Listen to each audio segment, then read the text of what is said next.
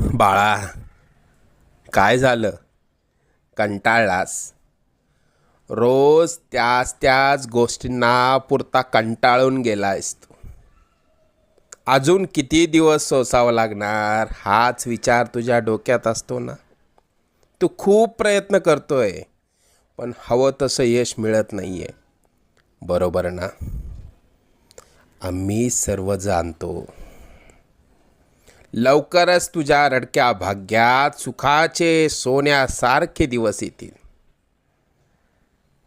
आम्ही सदैव तुझ्या आणि कुटुंबाच्या पाठीशी उभे आहोत. तुला जेव्हा आमची गरज वाटेल, मनापासून हाक मार, आम्ही नक्की येऊ.